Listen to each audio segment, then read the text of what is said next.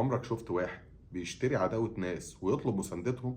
البجاحة اللي في مسؤولين بيراميدز دي ما وردتش على حد في الدنيا. سنة 82 جمهور الأهلي والزمالك والمصري والإسماعيلي وكل جمهور الكرة في مصر كان بيساند فريق اسمه المقاولين العرب، فريق شركة، فريق استثماري، ولكنه كان كل الناس في ظهره. عمرك ما شفت جمهور ضد فريق المقاولين، عمرك ما شفت جمهور مش زعلان ان المقاولين نزل درجه تانية، عمرك ما شفت جمهور بيتمنى هزيمه المقاولين. ليه كل ده؟ لانه كان مستثمر بحقه حقيقي. مستثمر بحقه حقيقي يعني ايه؟ يعني ما انشأش نادي عند في نادي تاني.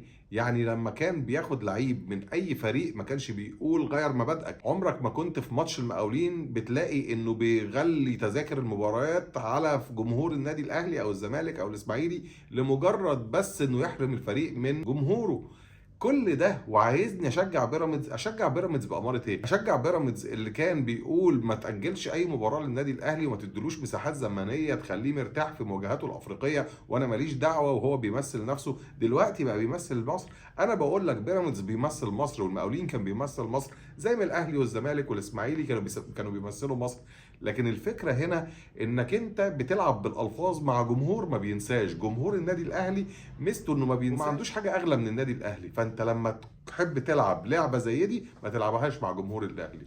جمهور الاهلي بيقول لك عيش يا حبيبي، عايز تاخد بطوله افريقيه عيش وابدا بقى نافس الفرق اللي قدك. انا كده كده 12 بطوله.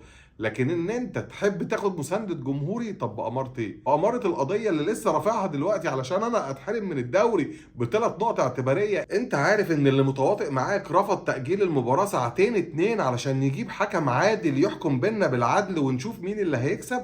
انت عارف ان المتواطئ معاك رفض تأجيل المباراة لتاني يوم علشان يحكم المباراة حكم أجنبي. انت عارف ان اتحاد الكورة بيضرب في الرابطة على حساب الأهلي وعايز جمهور الأهلي يقف جنب منك. طب بأمارة ايه؟ انت عايز تعلق اعلام بطل الدوري وعايزني انا ساندك عشان تبقى بطل افريقيا؟